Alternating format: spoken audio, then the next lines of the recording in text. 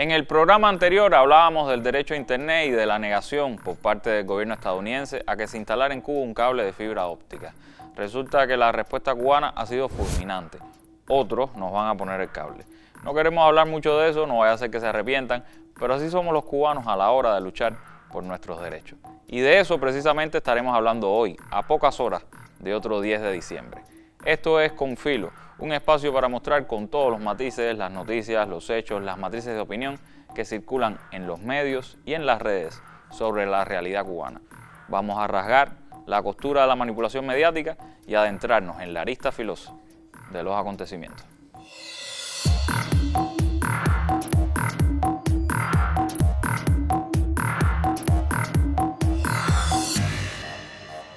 Este 10 de diciembre se celebra en la comunidad internacional el Día de los Derechos Humanos, aunque en la actualidad cada vez es más recurrente la violación de estos.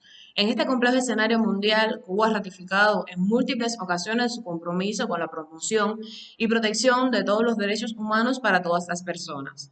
La mayor de las Antillas muestra avances reconocidos en salud, educación, cultura, deporte y participación en instrumentos internacionales, entre otros. Sobresale el derecho a participar en los asuntos públicos, el acceso a la justicia, así como los mecanismos de atención a la ciudadanía y vías para denunciar violaciones a sus derechos. Nadie puede negar hoy que los derechos humanos constituyen el tema que sirve de punta de lanza de las grandes potencias para imponer sus designios a las naciones más débiles y que no sucumben a sus políticas imperiales y extraterritoriales. En plena crisis sanitaria y económica mundial, por causa de la pandemia de COVID-19, que aún nos afecta, algunos países, entre ellos los Estados Unidos por supuesto, hicieron caso omiso al pedido internacional de levantamiento de sanciones. Lejos de hacer esto, recrudecieron las medidas coercitivas y unilaterales que aplican férreamente contra los países a los que llama parte del eje del mal. Nosotros, entre los primeros por supuesto. Es absolutamente condenable la utilización de los derechos humanos como instrumento para justificar sanciones arbitrarias y punitivas, con el objetivo de ejercer presión política que promueven e intenten legitimar cambios de régimen, aún más cuando esto se hace a costa del sufrimiento de las personas, las verdaderas perjudicadas con los falsos derechos y las falsas políticas para hacerlos valer. Frente al bloqueo impuesto por el gobierno de los Estados Unidos, que viola los derechos humanos de todo un pueblo, nuestro país ha ratificado 44 de los 61 instrumentos internacionales en esta materia y lo ubica dentro del grupo de Estados miembros de la ONU con mayor número de ratificaciones de este tipo.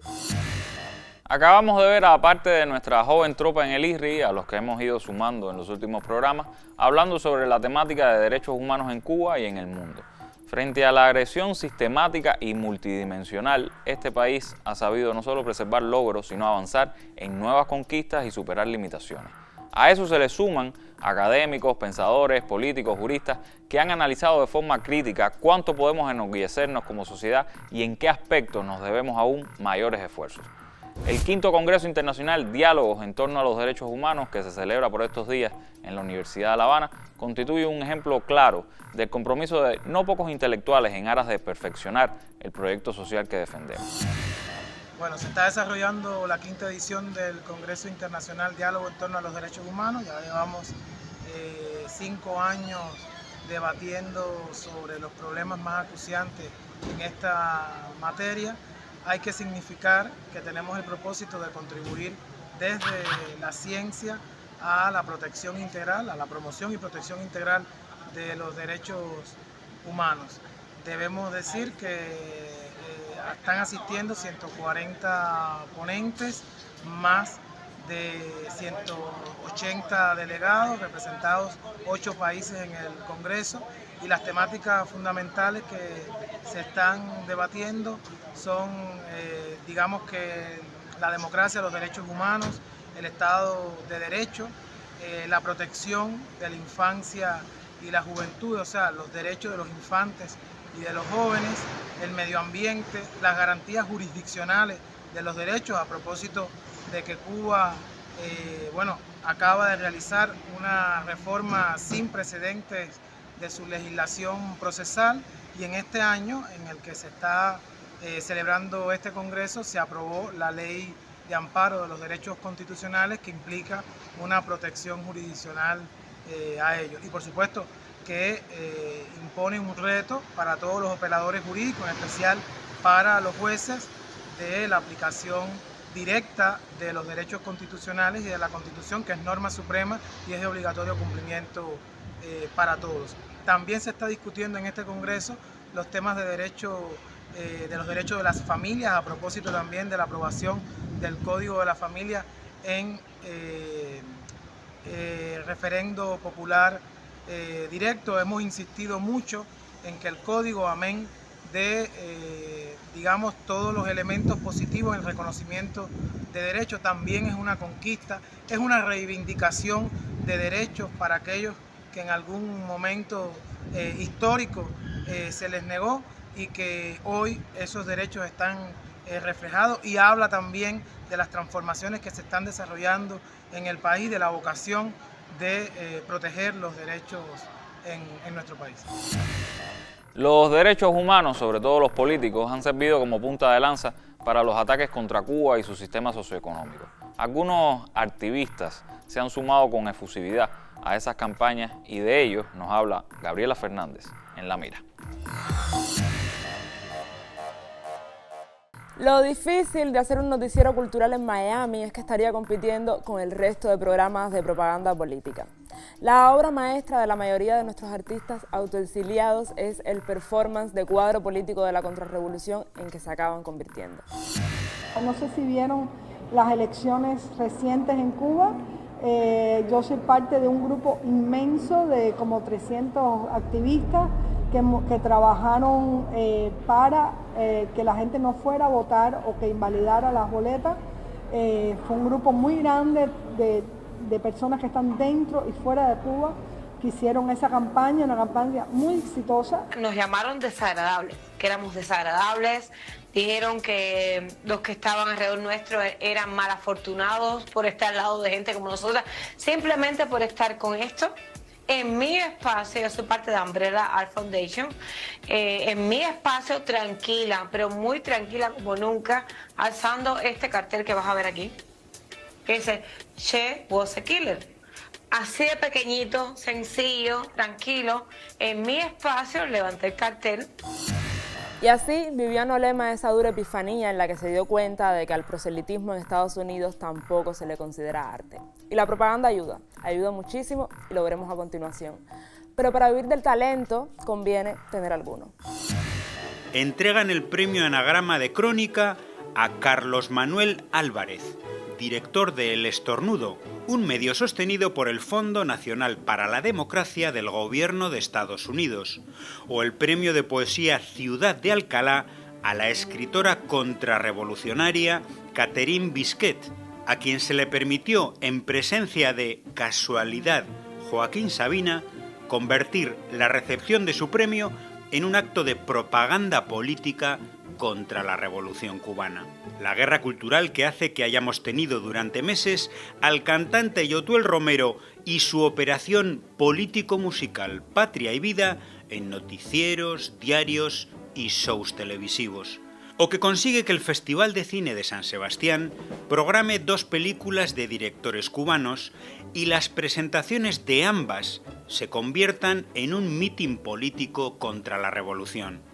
Porque el sistema editorial, de prensa, de festivales y de premios literarios, sea por posicionamiento ideológico, sea por seguidismo de modas y tendencias impuestas, ignora la creación artística cubana que no sigue el pensamiento único y la línea de la oficialidad contrarrevolucionaria.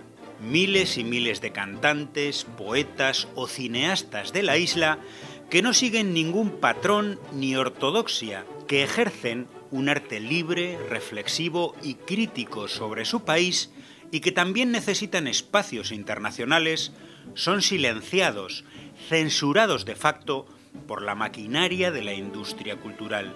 Eso sí, en nombre de la libertad. Ver a un artista convertido en vendedor de morbo siempre genera desconcierto, sobre todo cuando hay verdadero talento oculto detrás del telón del mercado. Pero si algo nos queda claro es que nada da más garantías que el arte de la guerra, especialmente si esa guerra es contra Cuba. Nos vemos en La Mira.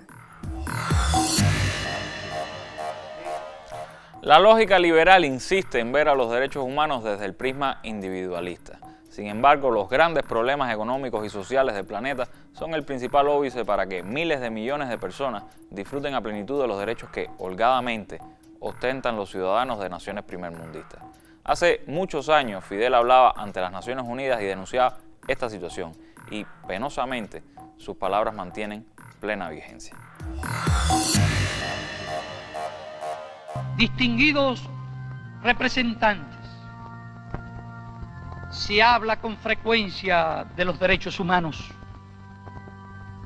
pero hay que hablar también de los derechos de la humanidad. ¿Por qué unos pueblos han de andar descalzos para que otros viajen en lujosos automóviles? ¿Por qué unos han de vivir 35 años para que otros vivan 70? ¿Por qué unos han de ser míseramente pobres para que otros sean exageradamente ricos? Hablo en nombre de los niños que en el mundo no tienen un pedazo de pan.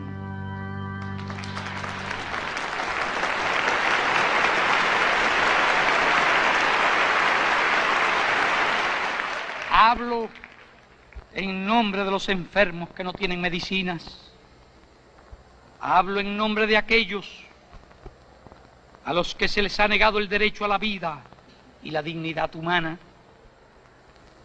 Unos países poseen, en fin, abundantes recursos. Otros no poseen nada. ¿Cuál es el destino de estos? ¿Morirse de hambre? ¿Ser eternamente pobres? ¿Para qué sirve entonces la civilización? ¿Para qué sirve la conciencia del hombre? ¿Para qué sirven las Naciones Unidas?